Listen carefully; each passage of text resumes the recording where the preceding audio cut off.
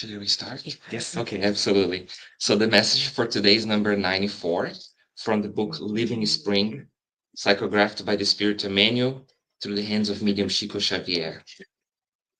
The helmet of hope. The helmet is protection for the head, in which life has placed the seat of the manifestation of thought, and Paul could not have used a more suitable symbol for the Christian mind than the helmet as the hope of salvation. If the sentiments are often subject to attacks of violent rage, the reason often experiences the assault of discouragement when faced with the struggle for the victory of the good. This must never happen.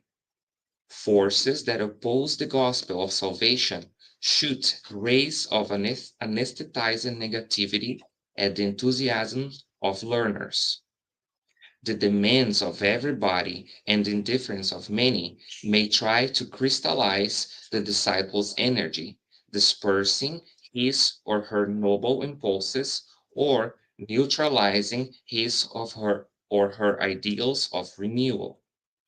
However, it is crucial to always expect the development of latent principles of the good, even as evil, which is temporary, sends its roots in all directions.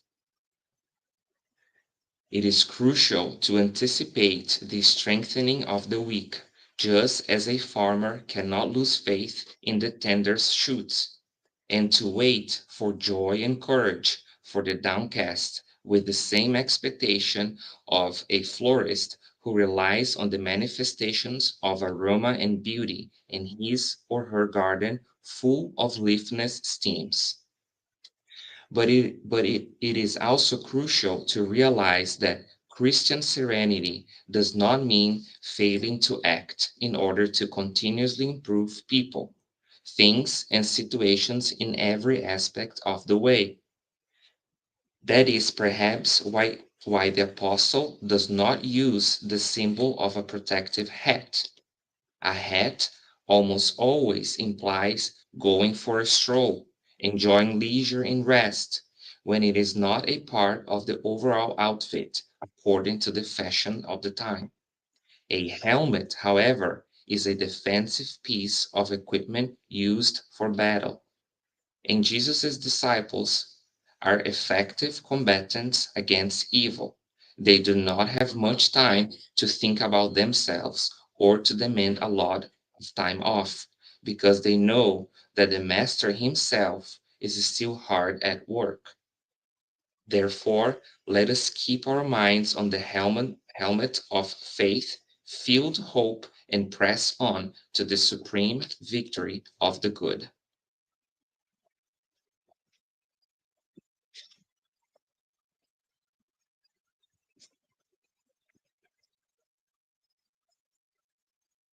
We invite everyone to join us in a prayer, remembering that prayer is not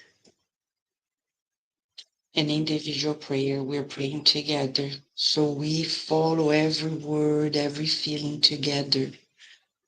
Let us feel our connection with God. At each breath, life permeates us. Thank you, God, for giving us life, for giving us the opportunity to participate in your beautiful universe. We are your children, and for the most part, we feel like children, not knowing exactly the direction of the next step. But thanks to your mercy and kindness, you've sent a direction to us through Master Jesus and all the masters of all times, simplified and renewed in the message of Spiritism. We feel the joy of living and the invitation to selflessness and hope. As we begin this educational and therapeutic service with you, co-creating this moment. We pray for everyone in our lives, and especially those who are disturbed and in greater need than ourselves, visualizing your messengers of love, rescuing them, bringing relief and healing. We ask for your guidance as we feel your protection, and we are thankful for you granting us the permission to be here, and so be it. All right. The current times we're living in, before we go to our rooms, the current times we're living in are puzzling many people's minds. You're asking, why is this happening? The wildfires in California that don't end, and wars here, and everything we're saying. It's very simple. Let me tell you why.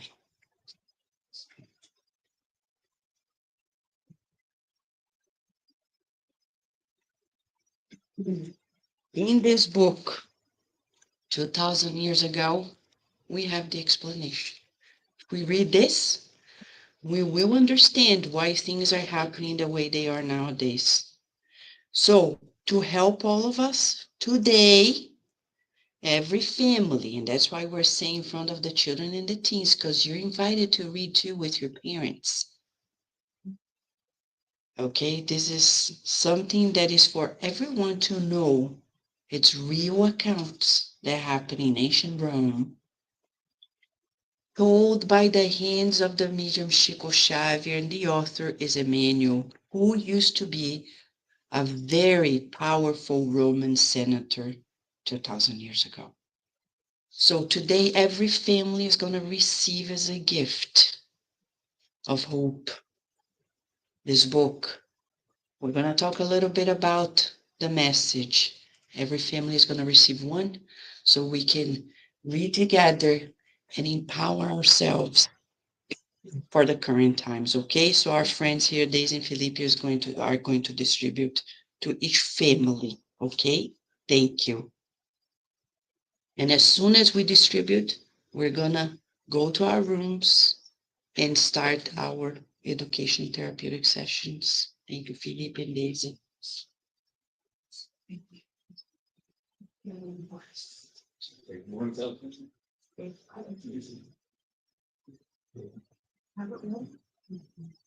If you have it, you don't need another. But if you want it,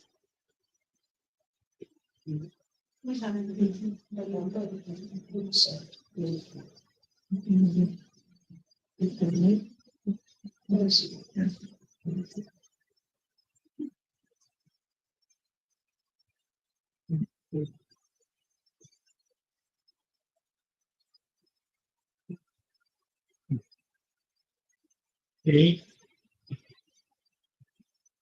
All right. Before we start talking about this, Mr. Felipe, Miss Daisy, Miss Carol will go inside with our children and teens for special sessions. You're gonna love it. You feel so empowered. All right. Enjoy, friends.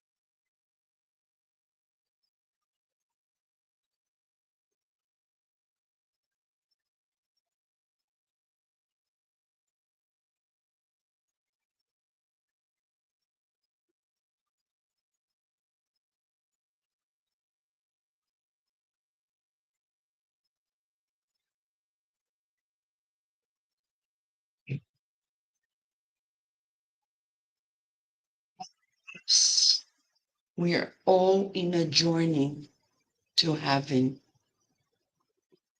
Believe it or not, we, all of us, no exception, today we're walking towards this blissful feeling of heaven. Heaven is not a place, it's an inner feeling.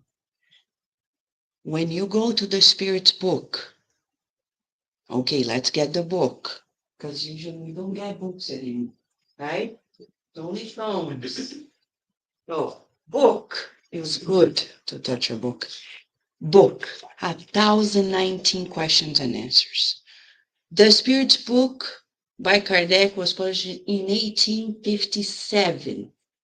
And at the very end, in the last questions, believe it or not, the very last, they talk about heaven, hell, and purgatory. People don't want to talk about these things anymore, right?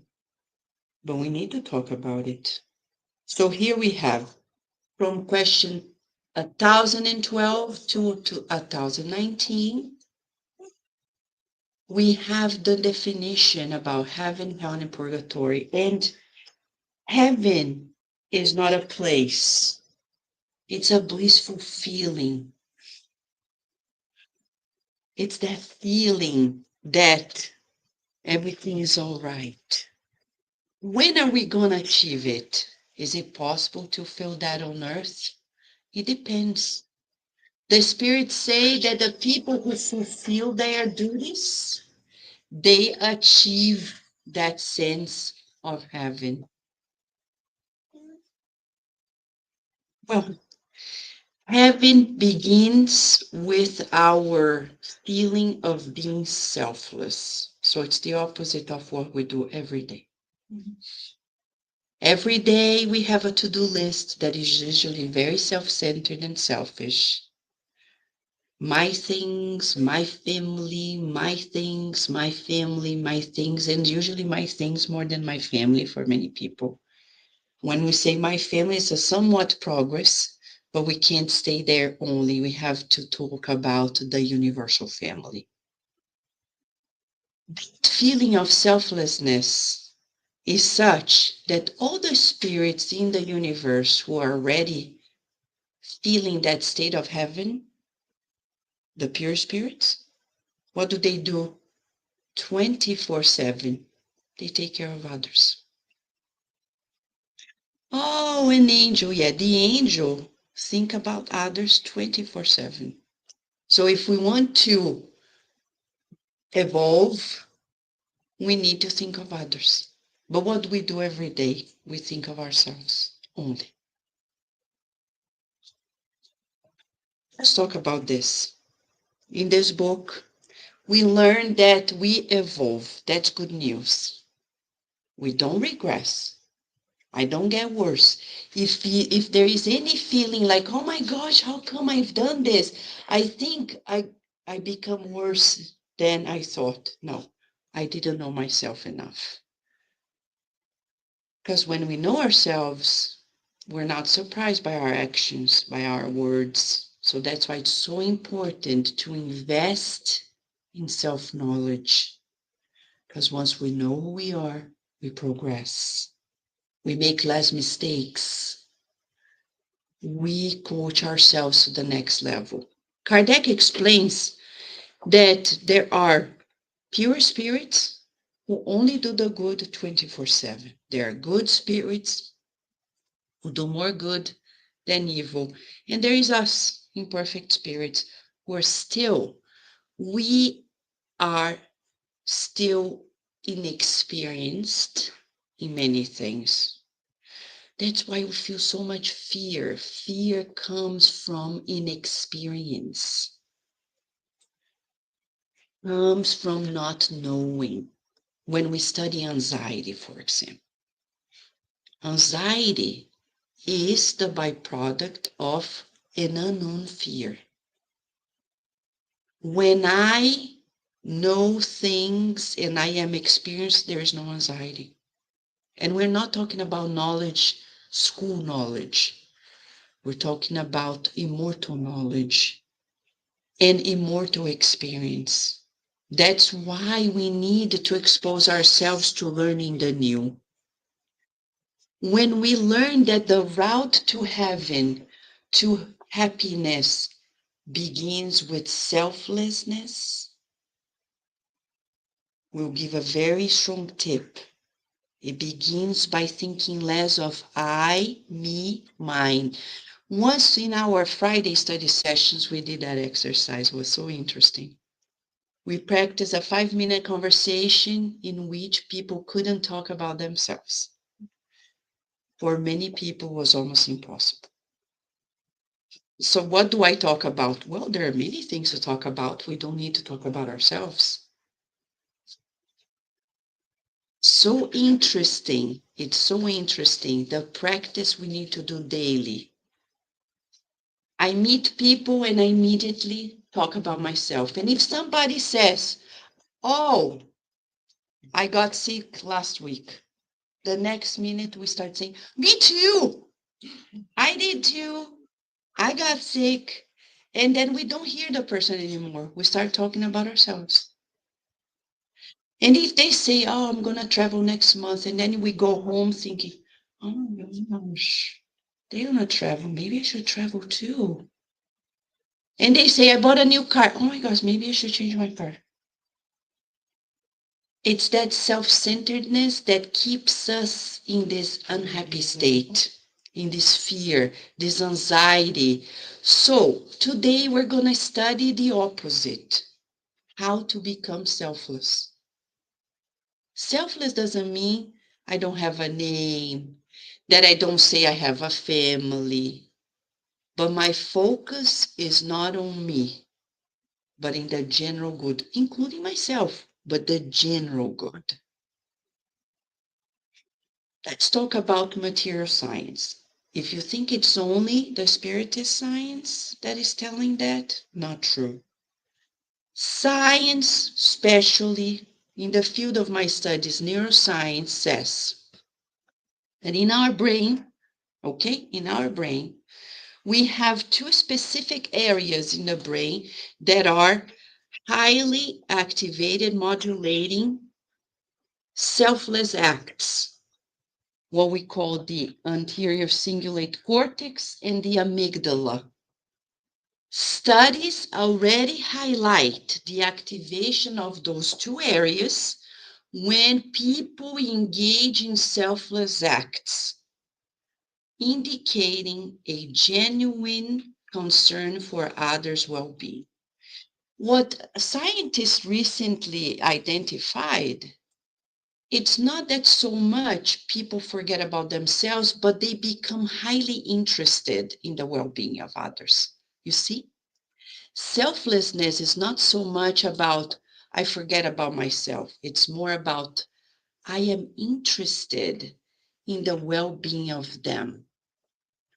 It's not that I don't care about myself, but I don't spend so much time like, oh, right now I need help for this, and then tomorrow for that, and then after tomorrow for that. And the world has to stop to attend to my needs.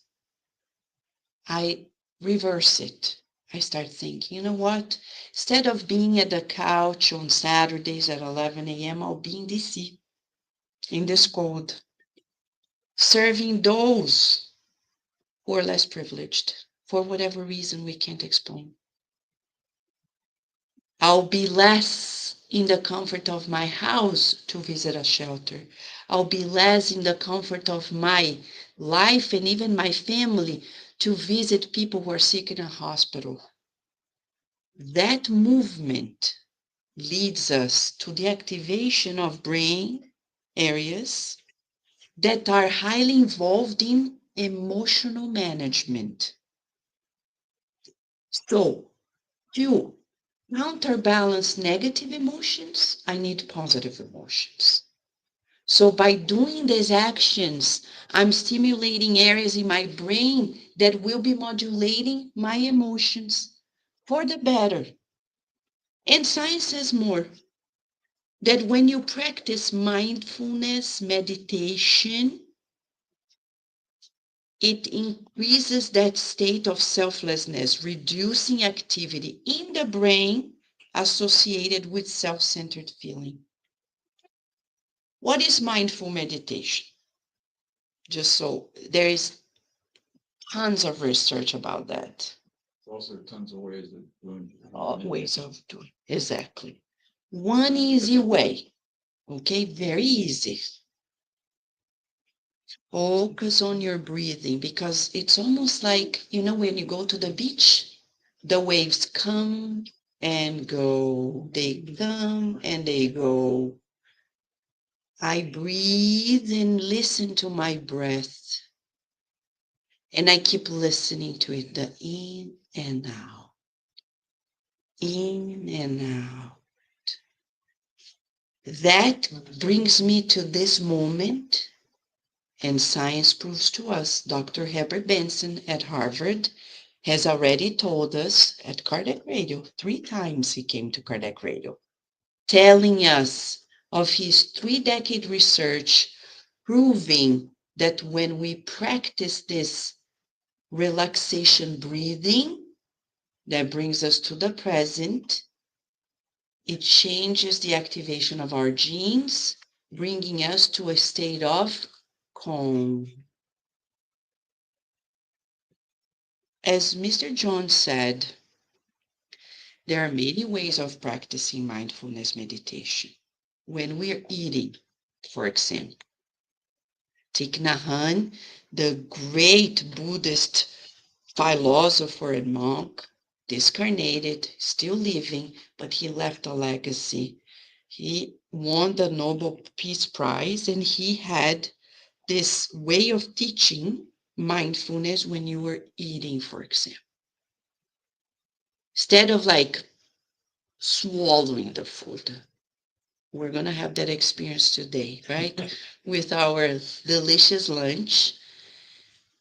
Instead of like just swallowing it, I observe and I feel the taste. And if I do this, I'll eat less junk food. But junk food doesn't taste very good when you really savor it. Learning to savor the food slowly, chewing slowly, but walking as well. Since we walking and feeling the feet on the ground, listening to the breath, makes us feel like even when you're brushing your teeth, you're observing what you're doing. That's a form of mindfulness as well.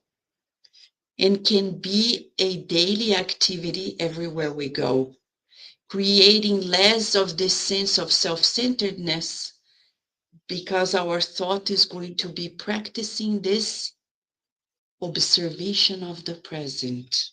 We're less in our, oh my gosh, my life's so miserable. Brush my teeth. Oh, so bad. Everything's not working.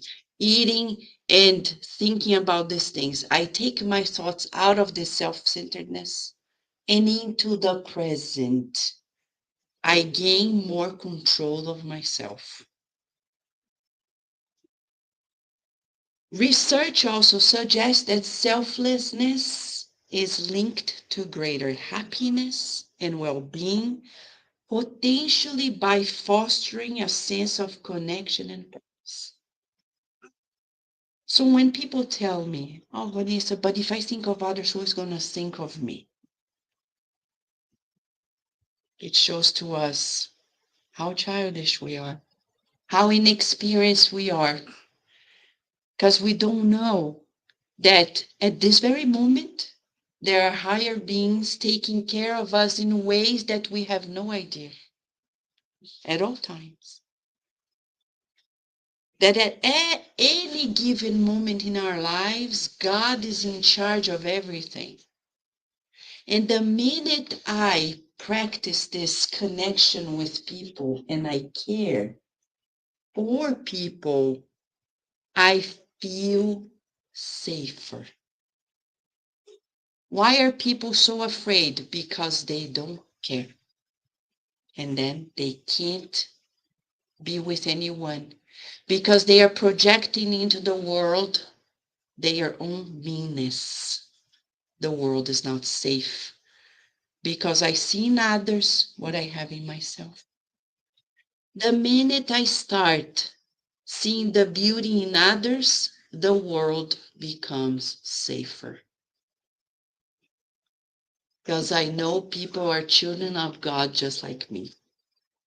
Who brought that concept before science did? Jesus. And that's why the book you have at hand is Recipe for a New Life. The 10,000 years ago shows us models of selflessness. Today we're going to focus on one character that we talk very little about. It's the wife of Senator Publius Lentulus, Livia. Livia was born in a very wealthy family in ancient Rome. And you know, if you were born in a wealthy family then, you're safe. Because life was brutal then. The laws didn't exist as they do nowadays. A ruler would say, persecute these people, and people would be persecuted with no human rights. Unlike nowadays, they say, persecute those people, and people come and say, constitutionally you can't. We're living at a different time, though very similar in some ways, especially morally speaking. So Livia was born in a family, the parents died and she inherited everything. And then she got married to the love of her, which, by the way, in ancient Rome, in ancient times, if you were married to the love of your life, you lucked out. Because usually marriages then were arranged, only conveniences. So she's really an outlier. She came in a very wealthy family. She got married to somebody whom she loved and who loved her. And then she had a daughter who had a good relationship with her. And she was living at exactly the time in which Jesus was living on earth.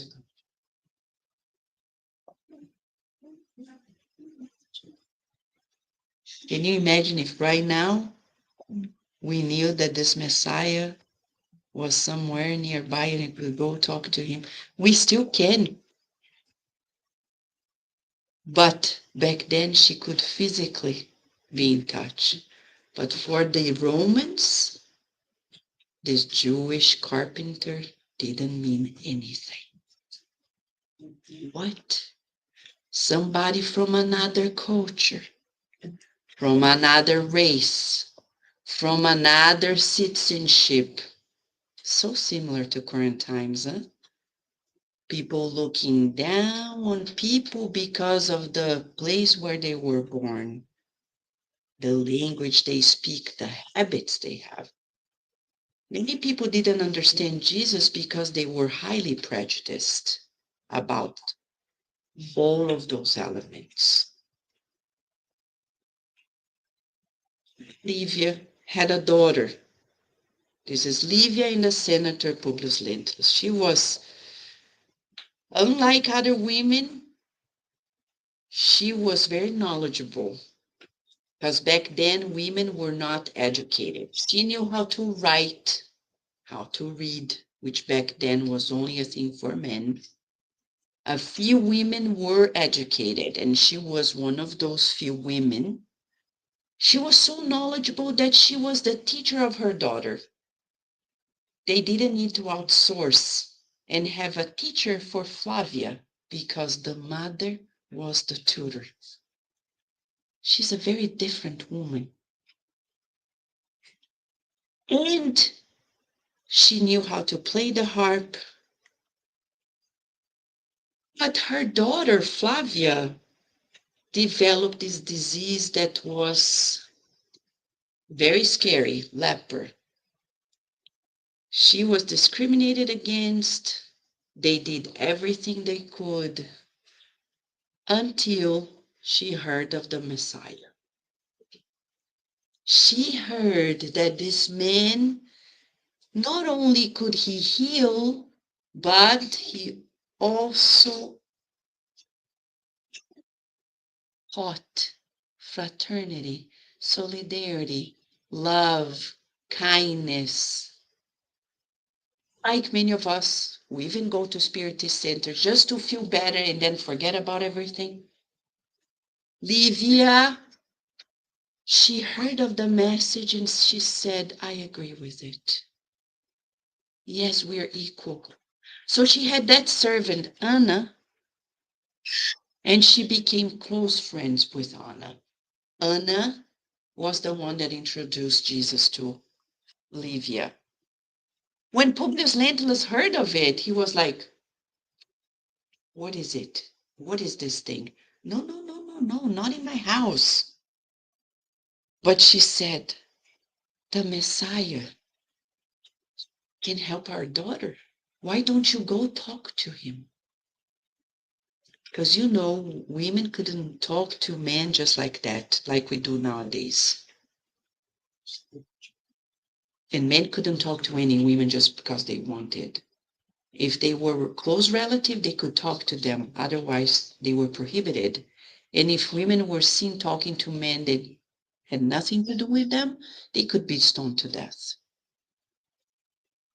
So Livia, not out of fear, mostly out of granting her husband the gift that she had meeting Jesus before with Anna.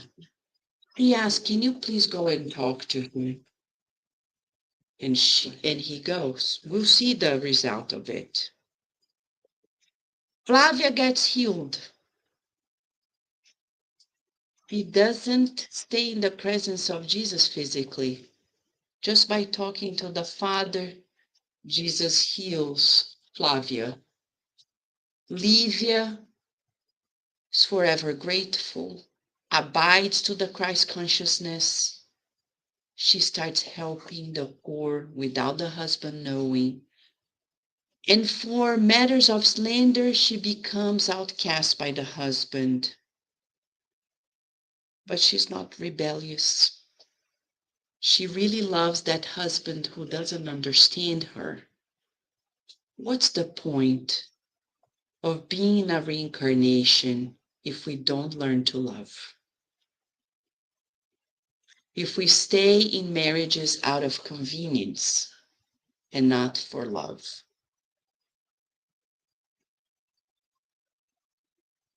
If we use people out of our personal needs?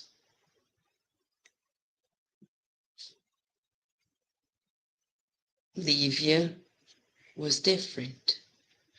She respected the nonsensical mind of her husband, and she kept on being true to the new code for her soul, the Christ conscious code. She feels so equal to every slave, to every servant, that she helps everyone, which was not common at the time. She feels like she's a sister to her own servant, Anna, who became her best. People think that Livia became a little crazy. The closest friends start thinking, she's not the same. And if it happens to us, it's a sign that we are ascending. Because when people think we're just like them, we're in trouble. We need to tell this to our children. You don't want to be like everybody else, because if you do, you'll be in trouble. We're not in Jupiter yet, where everybody's happy. You don't want to be like your peers. You want to be a child of God. And if you're weird, good job. If you're different, congratulations. Because if you are just alike, we're not evolving. Because the world doesn't care about these values. So we don't want to be alike. We don't want to turn on TV, watch a series like Younger and be like those millennials who are sleeping with people, one night stand every day, one person, next person, the other person. Oh my gosh, I am not loved, so I'm going to kiss and drink and sleep. And oh my gosh, who's going to rescue me? No, that's irresponsible and it's creating diseases in us. If not today, tomorrow.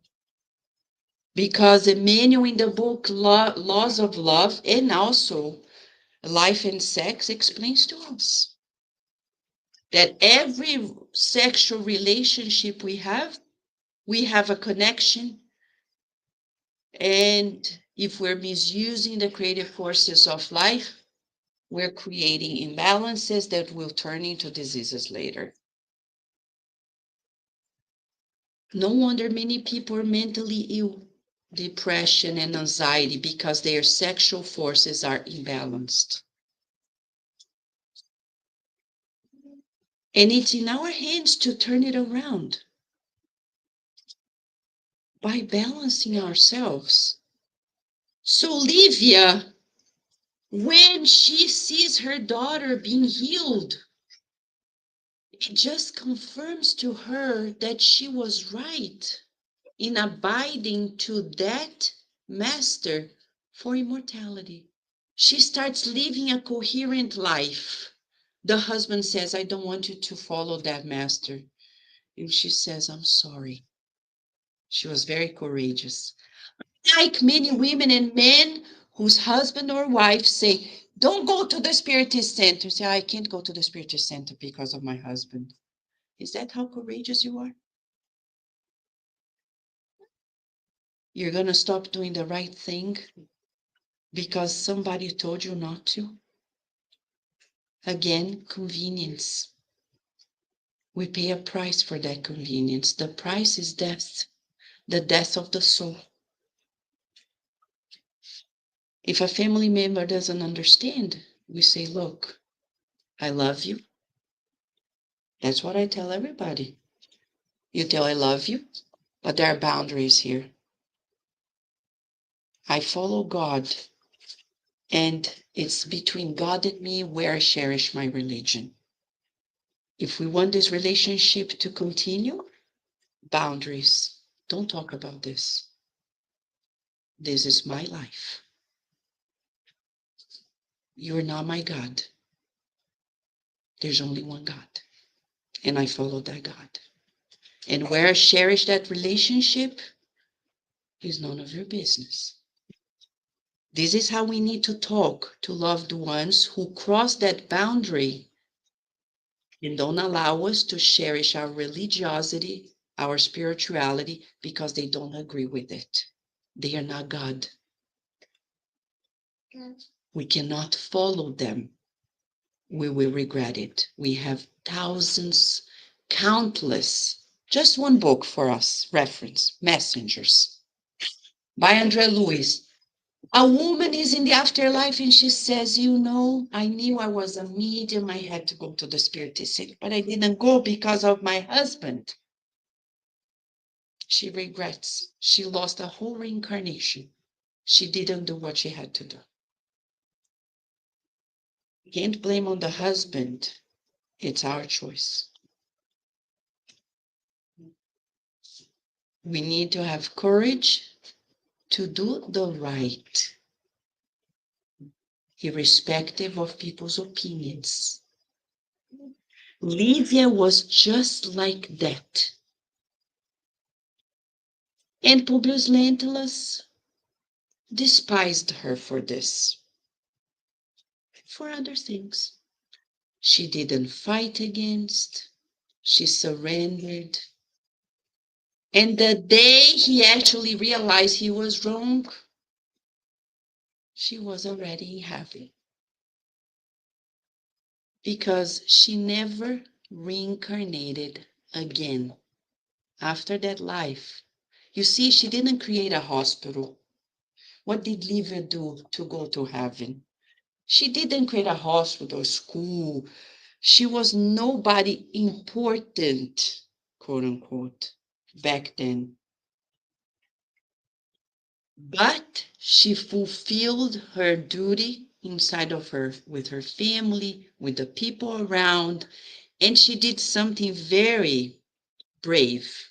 She was the only person who actually put a word to Jesus with Pontius Pilate, saying, "Don't allow them to kill this man because he is the real deal." And for that, she paid a price. But she ascended to never reincarnate again, meaning no more of this suffering we go through.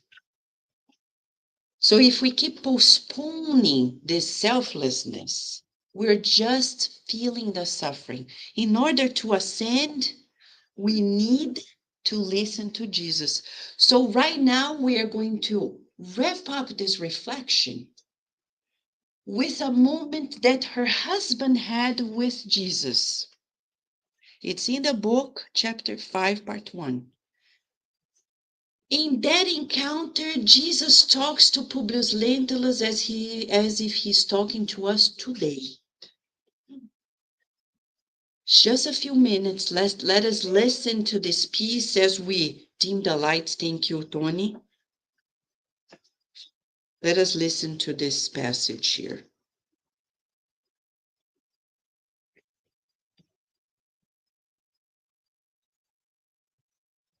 It's right here.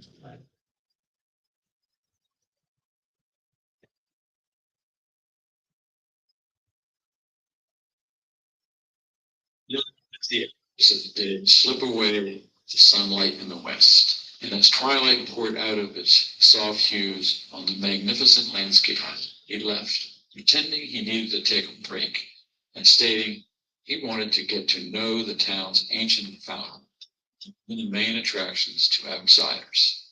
About 300 feet down the road, he met bystanders and fishermen who drew back and looked at him with undisguised curiosity.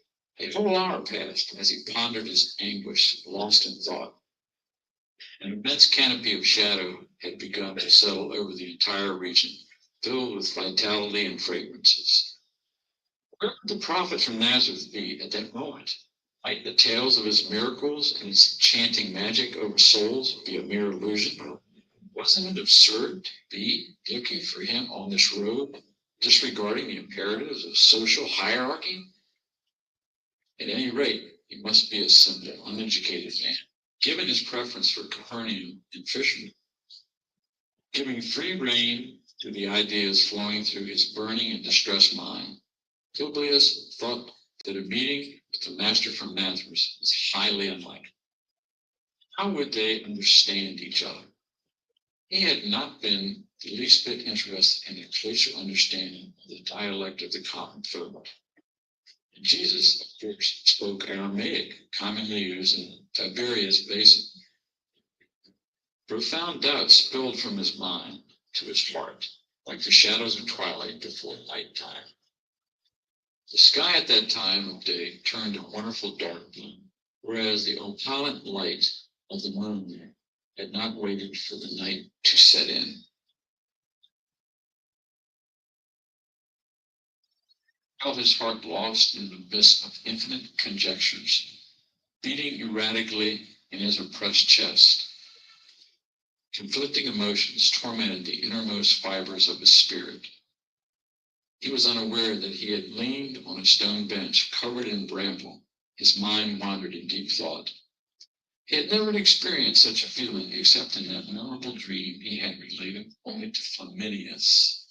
He recalled the smallest details of his earthly life as he had temporarily abandoned the prison of his physical body. He felt a profound ecstasy before nature in its marvels, unable to express his admiration and acknowledgement of the powers of heaven. Such was the cloister in which he had always confined his proud, unyielding soul. Sweet fragrances seemed to emanate from the gentle waters of Lake Gennesaret, to blend delightfully with the wild scent of the foliage. It was then as if a spirit were under the imperative of a strange general magnetism that he heard the light footsteps of someone who had come looking for that same spot. There, before his anxious eyes, stood a unique, unmistakable figure, was a young man who displayed a gentle and indefinable beauty in his profoundly merciful eyes. Long and silky hair frames his compassionate face like brown strands tinged with the gold of an unknown light. A divine smile, revealing at the same time immense goodness and singular energy, radiated an irresistible appeal from his melancholy, majestic figure. Publius had no difficulty identifying this impressive individual, and sentiments unbeknownst to him until then stirred wildly in his heart. Not even his appearance before Tiberius and the grandeur of Capri had aroused such feelings. Big tears streamed from his eyes, which really wept, and a mysterious invincible power made him kneel and victorious. He wanted to speak, but his chest felt heavy and suffocated. In a gesture of sweet, supreme goodness, the gentle Nazarene walked towards him like a materialized vision of one of the gods of his ancient lives. Lovingly placing his hand on his head, he asked him in an enchanting language, which Publius understood as perfectly as if it were the patrician idiom, indelibly etched in his soul the unforgettable feeling that the words were from spirit to spirit, heart to heart. I to come publicly and in broad daylight in order to learn once and for all the sublime lesson of faith and humility. And I have not come into the world through the supreme laws of nature. I have come here to meet your ailing soul. Publius could not express his feelings, except for the copious tears of sorrow for his little daughter. The prophet, however, as if not needing to hear his unspoken words, continued. No, I have not come to meet the superficial, proud statesman whom only centuries of suffering can lead to the bosom of my Father. I have come in answer to the pleas of a grief-stricken and oppressed heart. But above all, my friend, your sentiments is not what will save your leprous little daughter, forsaken by the science of the world, because your frame of mind is still selfish and human. It is faith and love. Faith is divine.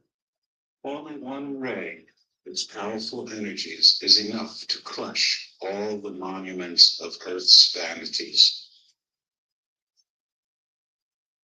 Profoundly moved and magnetized by this presence, it seemed to the senator that his soul was floating in a dream world. Such was the extent of the unknown and unexpected emotions flooding his heart. He wanted to believe that his true sentiments were now wrapped in an incomprehensible game of illusion. No, my friend, you are not dreaming. The master said kindly and completely, divining Publius's thoughts. After many years of deviation from the path of the good, due to your blatant wrongs, today you have come to the turning point for the regeneration of your entire life. It is up to you, however, to take advantage of it, either now or in a few millennia from now. If the unfolding of human life depends on circumstances, you must consider that they come in all forms, leaving it up to individuals to exert the power of will and sentiment in seeking to align their destinies with the goodness and love for their fellow beings. At this very moment, a glorious point in time has arrived for your spirit. If you can utilize your freedom to forever imprint it on your heart, turning it into a hymn of love, humility, and faith, in the not yet determined moment of redemption within eternity. But no one can impose an act that is against your conscience if it is your desire to spurn this blessed moment indefinitely. I have been the shepherd of human souls since the formation of the world. For many millennia, I have tried to reunite my stray sheep to bring their hearts the eternal joys of the kingdom of God and his righteousness. All the powers of your empire are quite tenuous, and all its wealth is paltry. The magnificence of the Caesars is an ephemeral illusion that lasts one day, because all wise men, as well as all warriors, are called at the right time to the tribunals of justice, my Father in heaven. Someday its powerful eagles will cease to exist under a handful of miserable ashes. Its culture will be transformed by the efforts of other workers worthier of progress.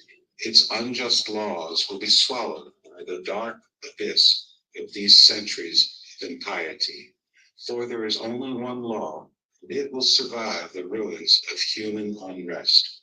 The law of love, established by my Father from the beginning of creation. Now, go home, aware of the responsibilities of your destiny. If faith has established in your house what you regard as bliss because of your daughter's recovery, do not forget that it represents an increase in your soul's duties before our Almighty Father.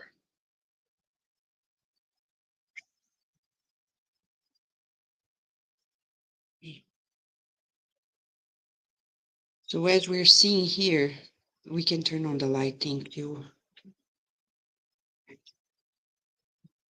Let's just get something that Jesus is telling us through Publius Lentulus. He's saying, after many years of deviation from the path of the good, due to your blatant wrongs, today you have come to the turning point for the regeneration of your entire life.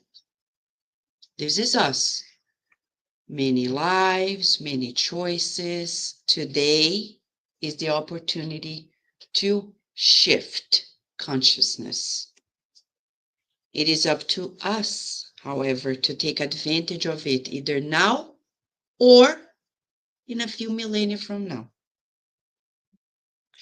Publius Lentulus had that opportunity from then on to abide to that teaching and transform lives because he was so powerful. He commended many people under his power. He decided not to. You know what happened to him? While Olivia ascended never to reincarnate. He has been reincarnating ever since, and today he is almost 25 years reincarnated on earth somewhere in Brazil. Suffering, always suffering. Now he is working with the Christ since the time with Chico Xavier, rewriting the history of humanity. And we follow his words. One person's wrong leads to many people's delay. The same for our children. They depend on us to progress. If they are delayed in their progress because of our selfish, cruel, indifferent choices, we're co-responsible. No wonder Emmanuel is working with Jesus to lead us back to track. But now we know better.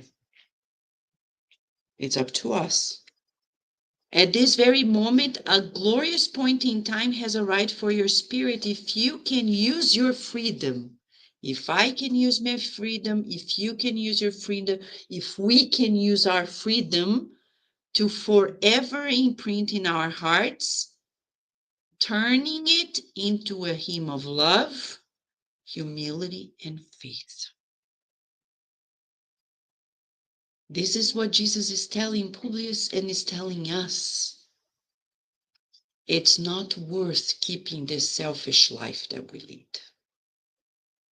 That we only think 24/7, oh, I need to pay my bills. Oh, I need to do this for my family. That is selfish. We need to daily wake up and think, yes, I'll pay my bills. I'll go to work. But I will love my coworkers. I will love my boss. I will love my family for real.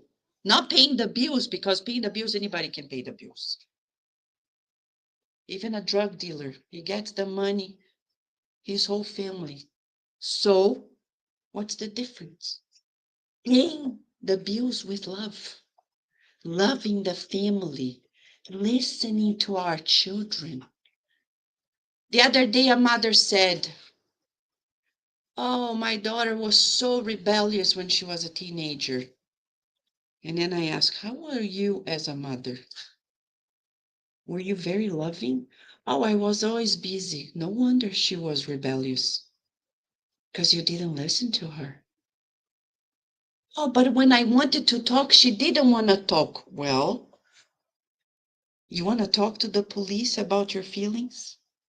Who wants to talk to the police about your feelings? Nobody. You're the police, you're not the mother. When you become a mother, then they should talk to you. But if we want to be the police, our children will run away. We can't blame them. They're smart. Because the police is good to defend us, but they don't understand feelings.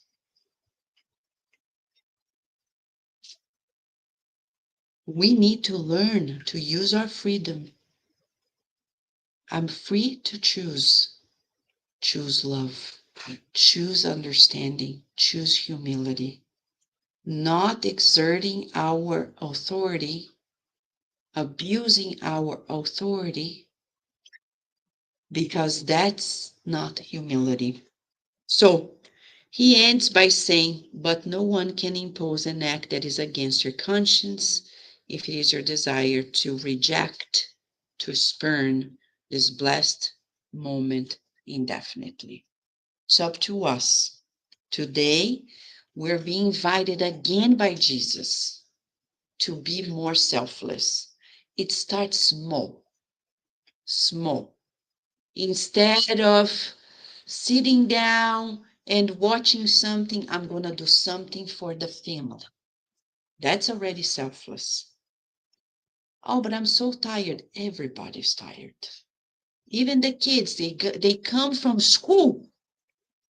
Man, it's brutal. They don't stay for a few hours. They stay for sometimes 6, 7, 8 hours there. And they have to do homework. We have a break, right? They don't have a break.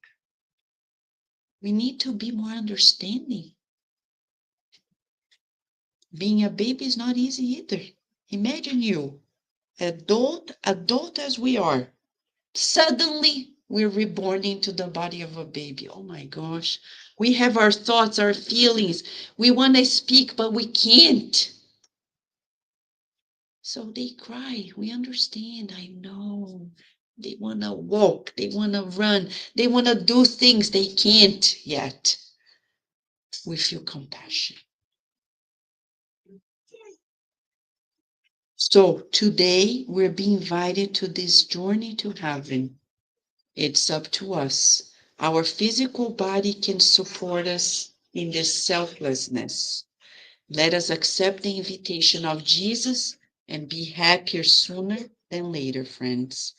We're now going to dim the lights and prepare ourselves to continue receiving the remedies of the good spirits through the passes.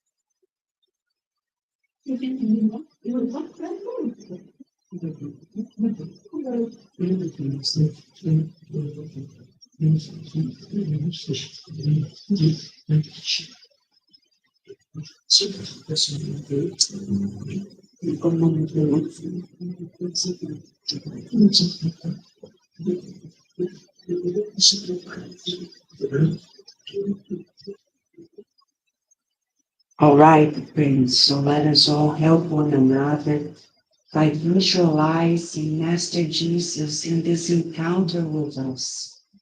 He is inviting each one of us to feel his loving heart. All we need is really love, nothing else.